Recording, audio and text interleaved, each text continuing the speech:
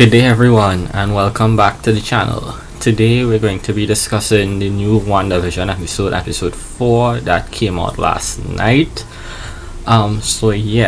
Before we get into that, I've been working on a new intro for my Marvel content, so I'll play the intro now and let me know in the comments down below how it looks, if it's any good. It's still a work in progress, but let's hit the intro and then jump straight into this.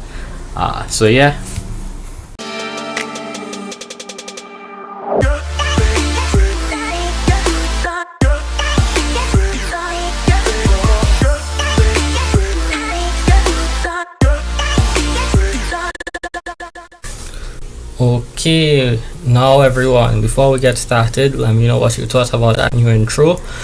And spoiler alert, I will be discussing the episode while we go through it, and I'll be pointing out anything that you may have missed, and I'll give my final thoughts at the end. So let's begin now. So the episode starts off with Monica outside on the ground where the last one ended. We see her flashback now, and we see that she was snapped when Thanos snapped in the hospital. It looked like she was asleep, and then when Hulk snapped and brought her back, she was waking up. The thing about this is, when she reappeared, she was in a hospital room, so it seems she was with her mom when it happened. She was running frantically around the hospital trying to find her mom. During this, we saw more people being brought back from the snap. Monica ran into the doctor that saw about her mom before. The doctor informed her that the surgery her mom did was about 2 years ago, or a bit more. 5 years ago, sorry. And her mom was good after that, and then 2 years later the cancer came back and her mom died. So that's where the 2 years come in. So basically her mom died while she was snapped away. We then cut to 3 weeks later. We see Monica at the sword station. We see a grand view of sword, what it looks like. There's rockets and stuff outside. Monica's ID wouldn't work for her when she tried to go in. The guard told her that if you worked here, then your ID would probably work, but I'm guessing it's because she's been gone for 5 years that her ID does not work. So we then get someone who is introduced called Tyler. He's acting director Tyler, and he's the director of Sword. He comes and gets her, and he gives her a tour around the facility while going to his office and shows her projects they're working on, such as robotics and nanotech and AI and stuff. But during so she mentions that Sword is supposed to be from sentient weapons and they're supposed to be observing them, not building them. But in doing so, he tells her, you've been gone a long time, and there's threats in space basically now, so it's kind of like they're prepping.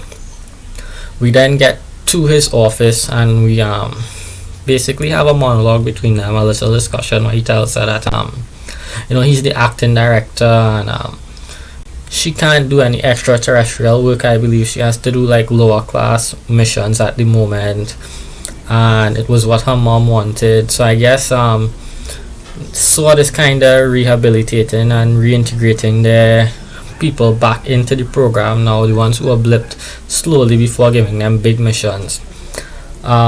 He tells her she'd be working with an FBI agent on a case of a missing person, and during this conversation also we learned that Monica's mom was the founder of Sword as well as the previous director, so that's pretty cool to find out.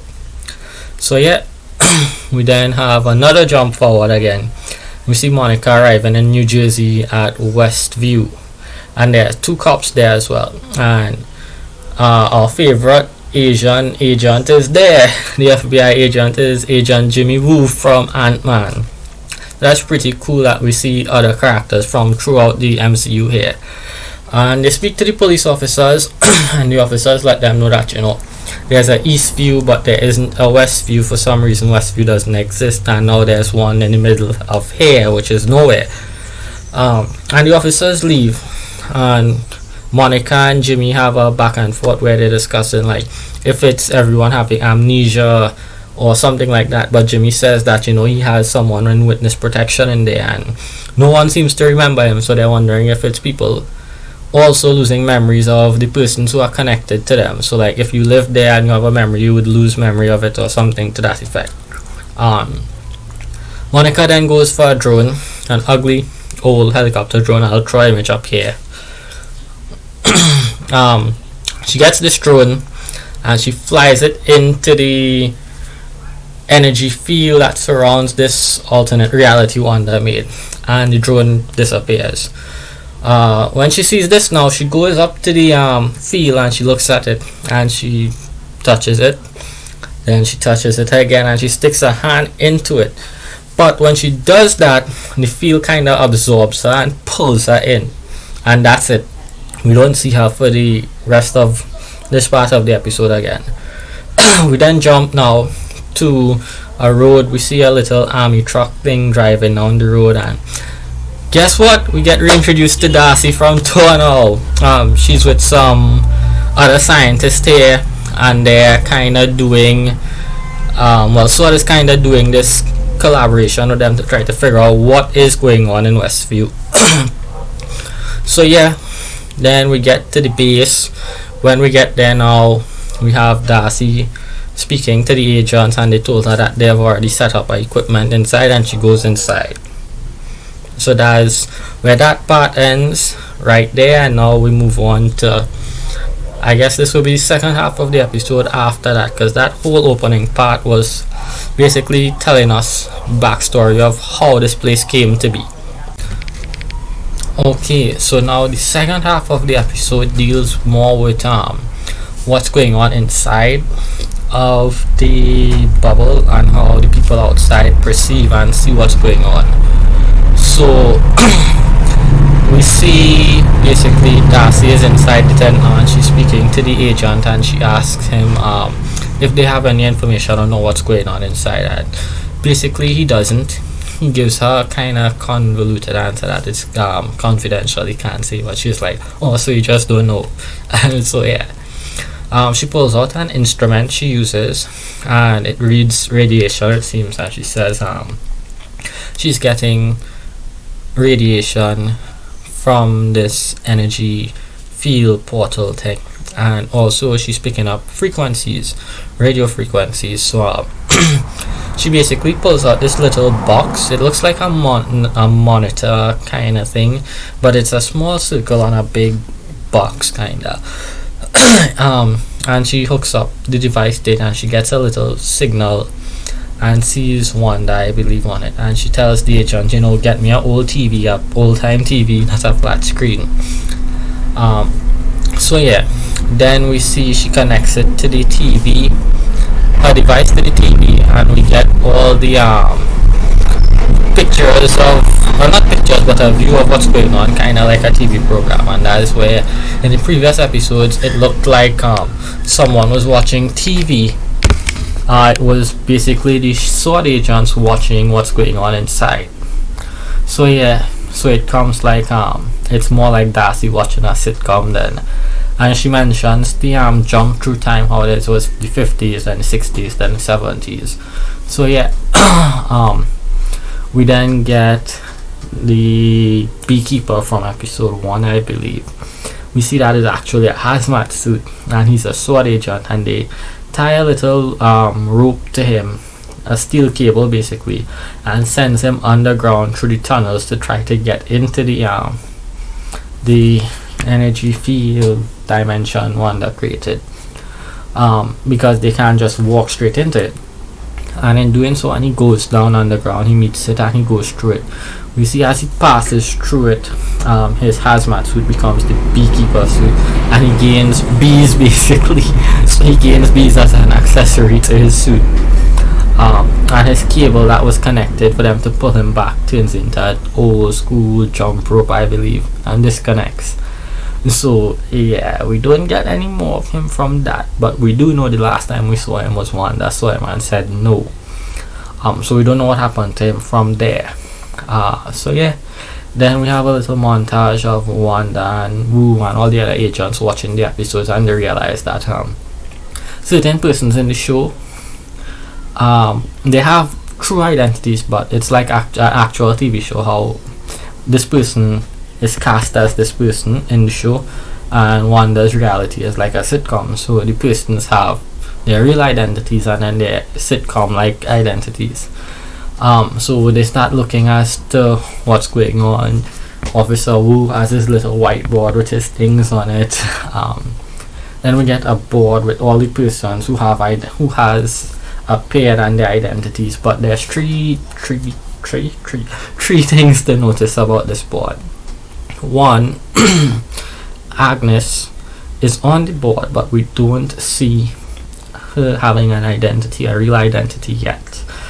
Two, she always mentions her husband Ralph, but we still haven't seen who Ralph is, and they haven't identified him here either yet. And three, Dottie, the white-haired person from the previous episodes who got cut with the glass as well, we see her not on that board. So there's a possibility. There's three things I want to mention now. One, Agnes could be Agatha Harkness from the comics. I believe that's her. I believe her husband Ralph is Mephisto, and then Dottie could be Clea from the comics as well, but I'm not sure yet. We have to wait and see how it progresses. So there's that.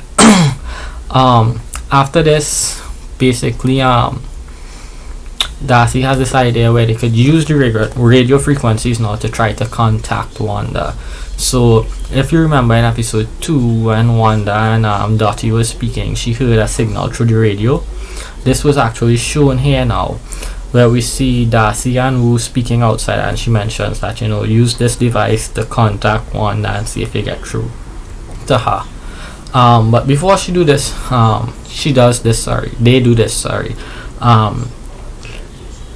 the agent from SWORD brings a picture of Wanda's her helicopter that she found basically in the previous episode, the colored one, and Wu asks her, like, why is it colored in and why does it look different? And basically they mentioned that is the director they didn't like the ugly helicopter before, so Wanda probably made a change to it.